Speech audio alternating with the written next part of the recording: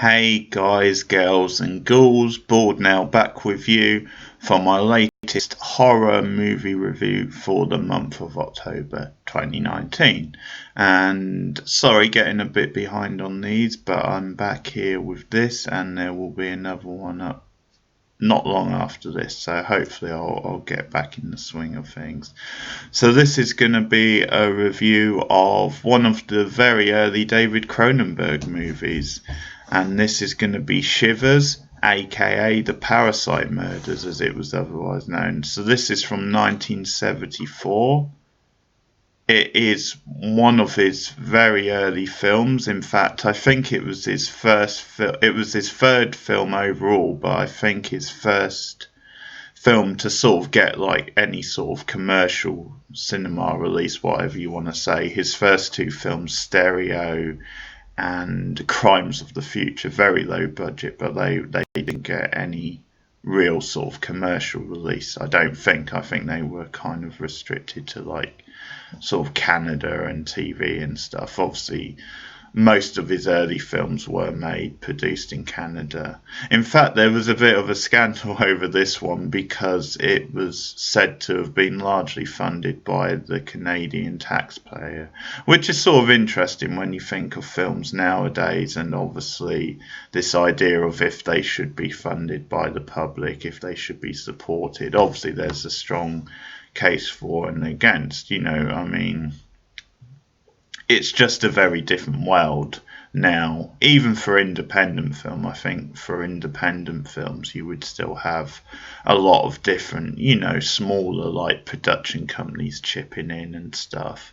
So it is quite rare than a film, even very low in budget, would be funded by like taxpayers sort of thing. But it's quite an interesting thing. I mean, Cronenberg very much, I think, started a movement in Canada, particularly for like genre cinema, where there was an identity to it and really distinct for like horror and sci-fi. This is one where it sort of crosses that sort of boundary between horror and sci-fi. You could argue it's largely sci-fi, but there's definitely a threat, there's definitely a horror plot at the core of it, so I think it does count as horror as well. So the basic setup is then you have this sort of residential home, so it's a place where people can go and live, and the idea of it is that it's outside of the society, if you like. So it's sort of promoted as like this kind of place where you can go and escape from real day sort of anxieties. So although it's like a residential type home where people live, you also get these really fancy upmarket facilities, and you get this high end sort of medical treatment, and you have doctors at the place. So the film opens with this kind of sort of disconnected like voiceover. This you get these like frozen sort of images, so these like Polaroids almost of these of the facilities, and you get like essentially like an advertisement of someone like really promoting the lifestyle of this sort of thing, but it is purposely cold and disconnected. And then we get into the story, which is all at this one location, where we see a couple of residents arriving, and they are booking in, and we see them giving the spiel about how great this place is, and we see them welcomed by this security guy who sort of has a gun, and again it goes against the whole idea of the place. It's meant to be this tranquil sort of place where there is no hint of violence or any aggression sort of thing.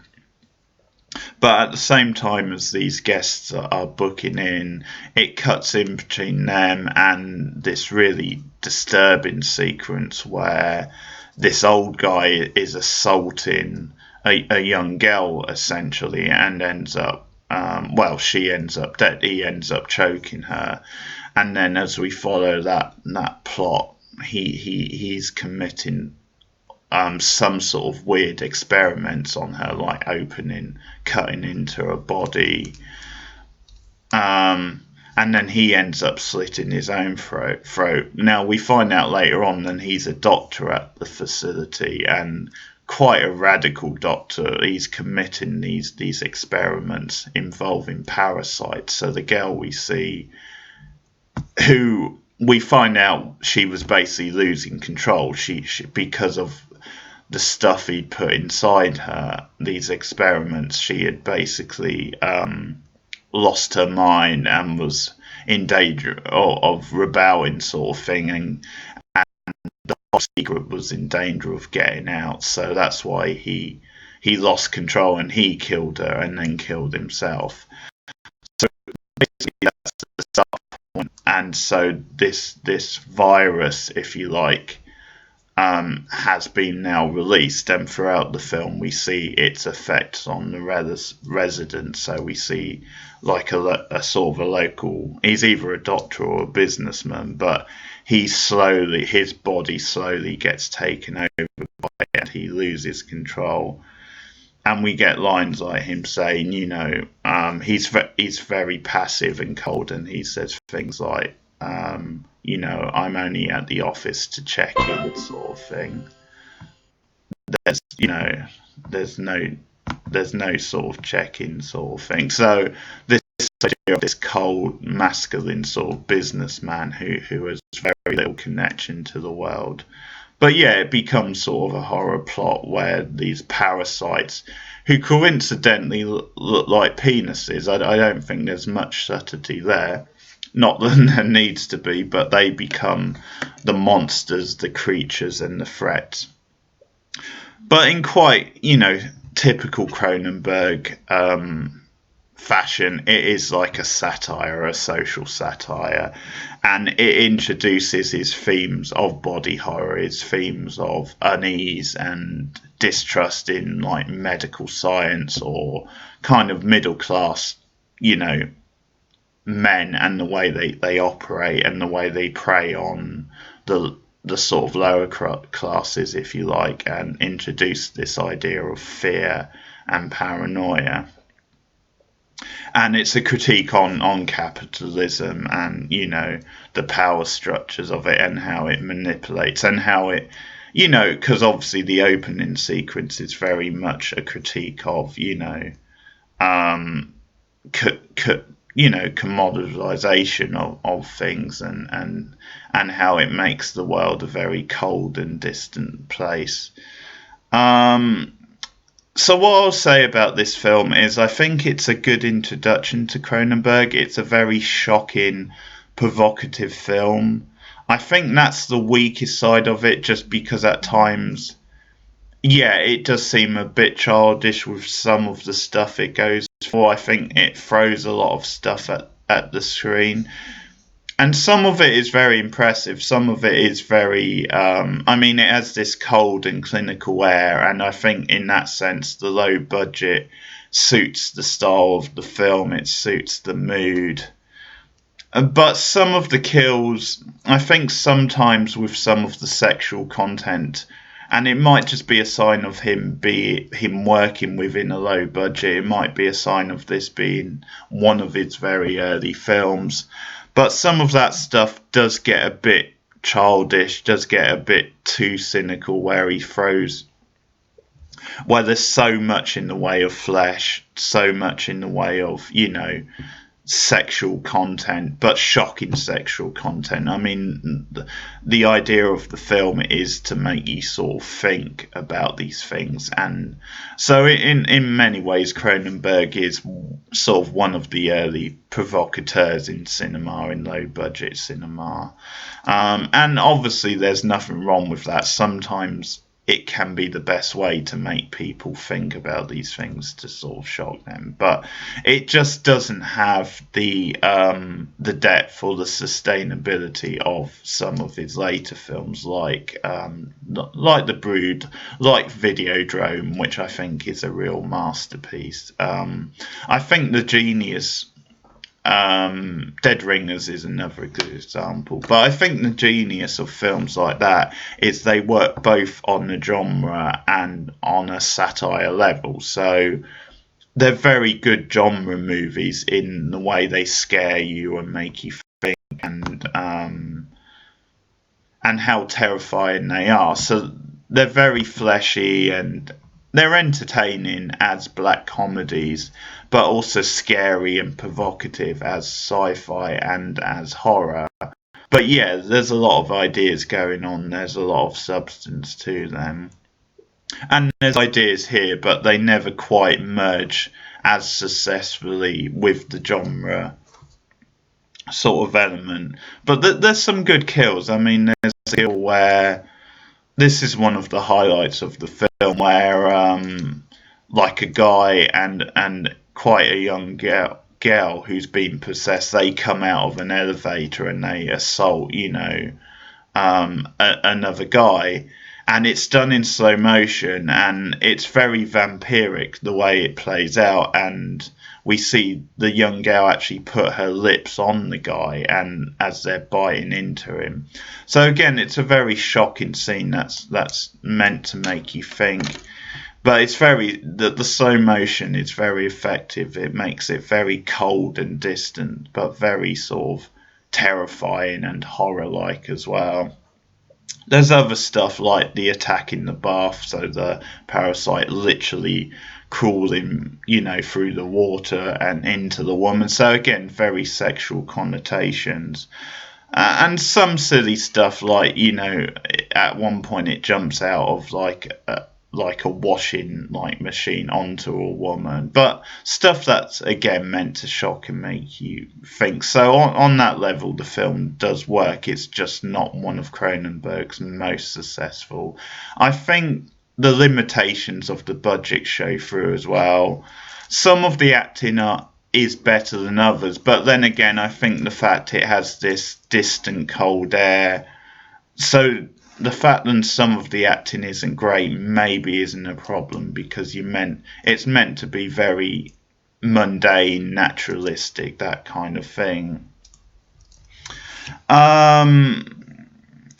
But I think one of the points he's making with the film is again to do with gender and masculinity, how women are used as products in capitalist culture, how they are essentially there to service the men. So you have these very, again, dead masculine men who are obviously overtaken, and it's part of the metaphor. Then their rage and their hormones build up, but the fact that women are there just to service them in the film, or that's the idea. I mean, there's this relationship with a nurse and one of the doctors who's kind of, if you like, the only one who's not affected over the course of the film. He looks into like this crazy experiment and research which the doctor who we see at the start was working on, and he's kind of the one who's trying to get to a solution and overturn things and save the building essentially. So he's having this thing with one of the nurses, and so there's this, quite provocative scene where the nurse is undressing in front of him, and they're in the office. So he's on the phone to like this other doctor who's talking about the experiments and what have you. And at the same time, because she's tried to seduce him before he goes on the phone and she casually undresses and casually gets dressed again when she sees that he's not gonna do anything with her at that point. But they're having an affair. But it's this idea. It's this very passive sort of scene where the woman casually undresses and they're around the workplace. So it's playing with imagery like that. But at the same time, later on, she has quite a telling line, which is something like almost communication is sex or something, or talking is sex. So it's this idea then. And again, I don't think Cronenberg means these in literal ways, but it's almost this idea then in this sort of power divide between men and women, it's almost this suggestion, and there's this implication of sex every time a man talks to a woman, or sort of in the most sexist sort of extreme examples, where in this sort of capitalist society, a woman would be a man gets ideas as soon as like an attractive woman even talks to him. So this idea then language and dialogue between the two genders leads to something more sexual sort of thing. There is no sort of casual friendship, relationship, whatever you want to say. And again, Cronenberg, I don't think means these literally. He's not saying in every example, but it's the metaphor he's going with for the film.